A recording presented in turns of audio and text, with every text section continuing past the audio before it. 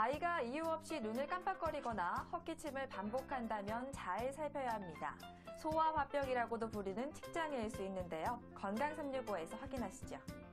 아이들이 스트레스가 쌓이면 틱장애가 생긴다고 보통 알고 계시다 보니 틱장애를 소아화병이라고 부르기도 하는데요. 사실 정확한 표현은 아닙니다. 스트레스는 틱을 악화시키는 요인은 될 수 있지만 스트레스 때문에 틱이 생기는 경우는 드뭅니다. 틱은 스트레스보다는 타고난 뇌의 과잉 흥분성이 중요한 원인이고 부가적으로 늦은 수면이나 전자기기의 과다 사용, 신체의 질환, 잘못된 건강식품 등이 틱의 발생 원인입니다. 조사에 따르면 지난해 틱장애 환자는 17,000명으로 그 가운데 17.5%가 20대 이상 환자였는데요.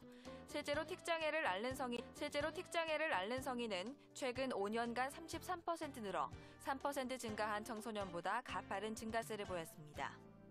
틱장애는 보통 성인이 되면 사라지는 것으로 알고 있으나 상당수는 성인기까지도 틱 증상이 나타납니다.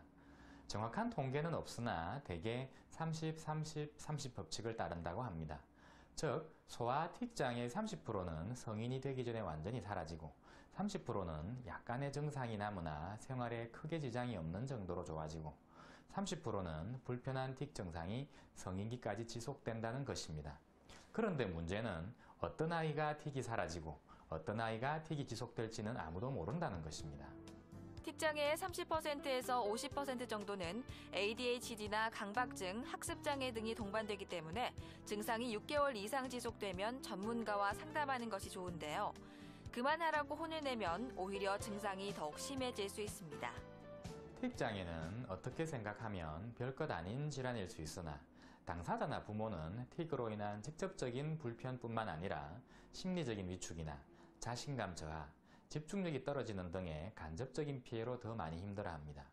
치료기간은 아이의 상태에 따라 많이 다르지만 사춘기 이전의 아동 틱장애는 적절한 치료를 받으면 거의 완치가 가능합니다. 틱을 한다고 혼내거나 지적하기보다는 규칙적인 생활과 빨리 자도록 하는 것이 치료에 도움이 됩니다. 어린이 10명 중 한두 명은 일시적으로 틱장애를 겪는데요. 나쁜 버릇 정도로 생각해 치료 시기를 놓치면 평생 장애를 겪을 수 있습니다. 건강365였습니다.